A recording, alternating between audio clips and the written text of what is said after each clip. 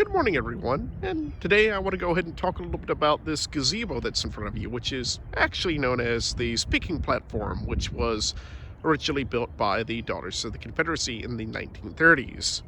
This is one of the last major monuments that was built here by the Daughters of the Confederacy, outside of course, the Browns Island Explosion Monument, which is just behind us over here.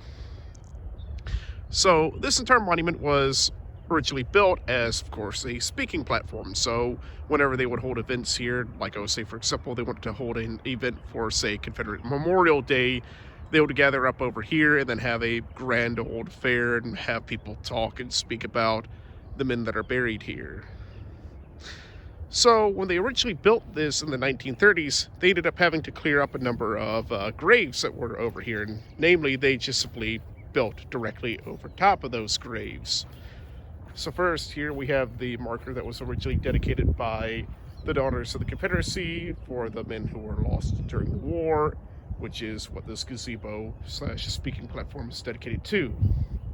Nearby, just over here, back in October 2021, the Sons of the Confederate Veterans would actually come back here and place this near identical marker nearby, dedicated to all the men that are buried underneath of this platform. Since, of course, they were originally buried here, what eventually happened was, instead of exhuming them and relocating them, they decided to just leave them there and build the gazebo over top, which as a result has led to some of the headstones being moved away from the original location that they were originally dedicated towards and where they were originally marking the graves of those there.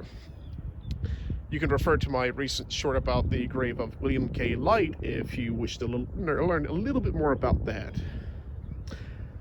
So, outside of that, the gazebo itself actually was fairly recently restored to have this roof over the top of it, which is, of course, one of the original designs for it, but, of course, was completely renovated back, I think, during the 2010s. Don't quote me on that specifically, and I'll make sure I find a correct date for that as well. Then, of course, at the very top, in the direct center, you have this epitaph, which is placed here by the Daughters of the Confederacy when this was originally being, rebuilt, and when this was originally built, of course.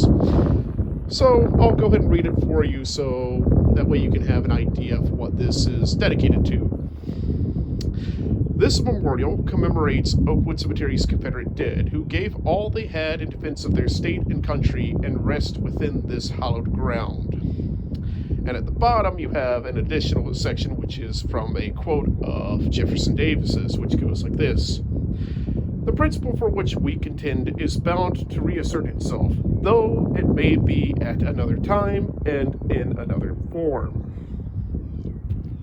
In the end, this speaking platform, this gazebo, is dedicated to all the men who lie out over here across this entire field, across this entire cemetery, all 16,000 souls.